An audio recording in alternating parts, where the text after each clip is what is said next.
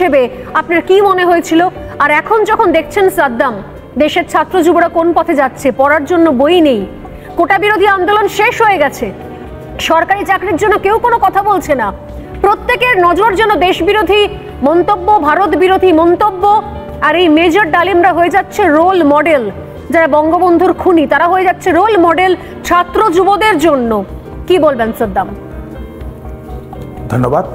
কোটা সংস্কার আন্দোলনে বাংলাদেশ ছাত্রলীগ একটি ছাত্র সংগঠন হিসেবে দায়িত্বশীল ভূমিকা পালন করার চেষ্টা করেছে।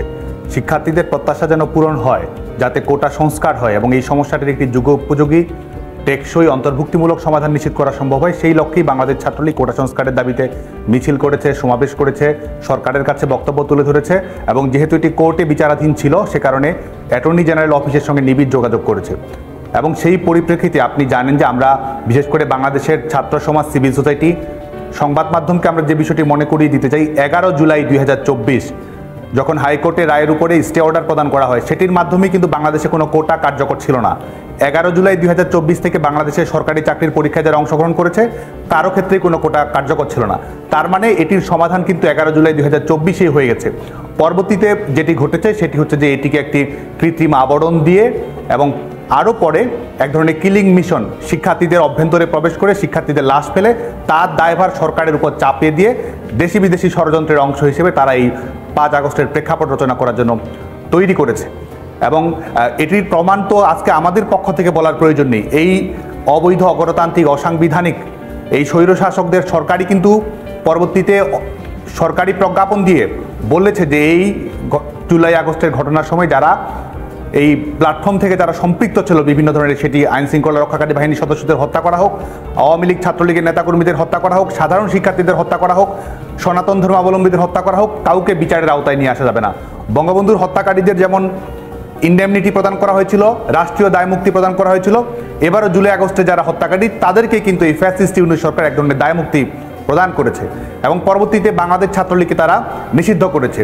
যদিও আমরা মনে করি যে এই সরকারেরই কোনো বৈধতা নেই, এই সরকারের কোনো আইনি ভিত্তি নেই, এই সরকারের কোনো সাংবিধানিক ভিত্তি নেই, এই সরকারের একটু ইন্টারফেয়ার করছে। কিন্তু এই মুহূর্তে যারা রয়েছেন বিশেষত উপদেষ্টা পদে, এমনকি সার্জিস আলম একসঙ্গে আপনার সঙ্গেই ছাত্রলীগ করে এসছে, আওয়ামী লীগের যুব সংগঠন সার্জিস আলম, সে তার পর্যন্ত বক্তব্য হচ্ছে ভারত বিদ্বেষী মন্তব্য এবং একই সঙ্গে তিনি পর্যন্ত আওয়ামী লীগ ছাত্রলীগকে বারবার কাঠগড়ায় তুলেছেন এবং ছাত্রলীগ সম্পর্কে বক্তব্য একটা, ছাত্রলীগ চূড়ান্ত স্বৈরাচারী একটা দল হিসেবে চালিয়েছে, ক্ষমতার অপব্যবহার করেছে, ছাত্রলীগরা যা খুশি তাই করেছে, ছাত্রলীগের ছাত্র যুবরা এবং তারা বাংলাদেশের বাকি যারা কোটা বিরোধী আন্দোলনে নেমেছিলেন তাদেরকে কোনোভাবে তাদের পাশে দাঁড়ায়নি, তাদেরকে সাপোর্ট করেনি। কি বলবেন এ বিষয়ে?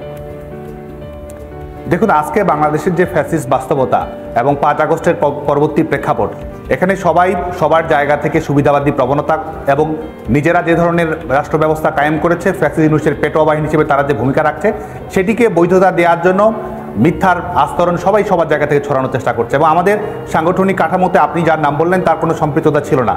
ঢাকা বিশ্ববিদ্যালয়ের শিক্ষার্থী হিসেবে আমাদের ঢাকা বিশ্ববিদ্যালয় সহ বাংলাদেশের বিভিন্ন পাবলিক বিশ্ববিদ্যালয়ে অধ্যয়নরত শিক্ষার্থীদের সঙ্গে আমাদের স্বাভাবিক যে সৌজন্যমূলক সম্পর্ক সেটি সবসময় থাকে।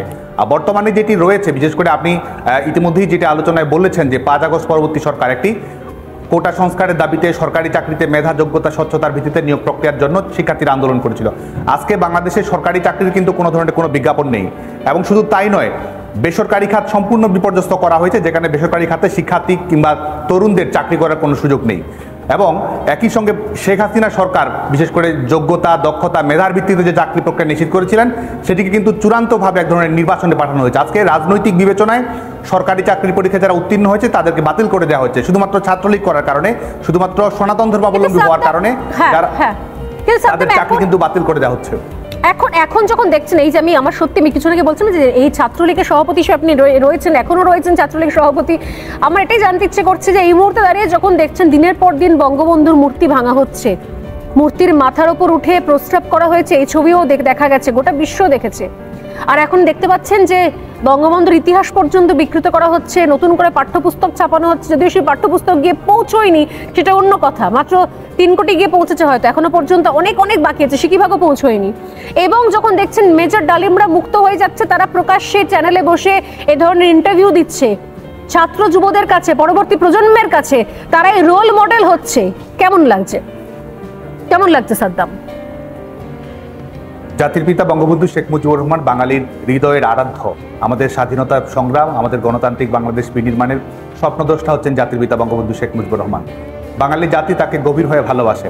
আজকে যারা বঙ্গবন্ধুর ভাস্কর্য ধানমন্ডি 32 নম্বরে আক্রমণ করেছে, তারা আমাদের স্বাধীনতা বিরোধী মৌলবাদী শক্তির প্রেতাত্মাদের অংশীদার হিসেবে এই কর্মকাণ্ডগুলো পরিচালনা করছে। এবং পাঠ্যপুস্তক, এই সরকার এমন একটি সরকার, শেখ হাসিনা সরকার টানা 15 বছর 400 কোটি বই উপহার দিয়েছে, বছরের প্রথম দিনে বই উৎসব করেছে। আজকে এই সরকার এই জানুয়ারি মাসে এসেও নতুন শিক্ষার্থীরা, ছোট ছোট বাচ্চারা, তারা কিন্তু কোনো ধরনের বই পাচ্ছে না।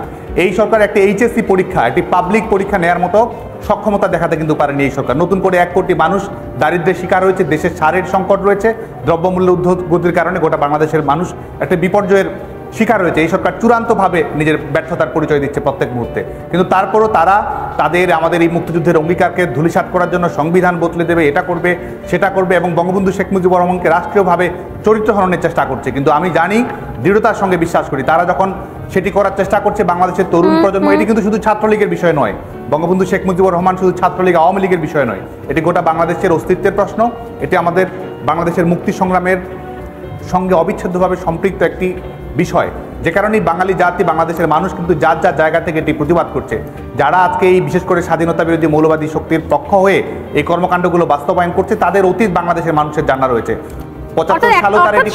আপনি বলতে চাইছেন যে বাংলাদেশের মানুষের যা কথা, বাংলাদেশের মানুষ, সাধারণ মানুষের যা মানসিকতা বা যা মানসিক অবস্থা, সেইটা এই কয়েকজন বিএনপি জামাতি নেতার কথার মাঝখানে স্পষ্ট হচ্ছে না। মানে বাংলাদেশের মানুষরা ভাবছে, আর এই বিএনপি নেতারা যারা সামনে এসে যা খুশি তাই বলছে, এই তারেক রহমান, সার্জিস আলম থেকে শুরু করে মোহাম্মদ ইউনূস কখনো বলছেন যুদ্ধ হবে, প্রিপারেশন নাও, বা বিএনপি নেতারা মির্জা ফখরুলরা যা বলছেন, সেটা বাংলাদেশের মানুষের কথা নয়।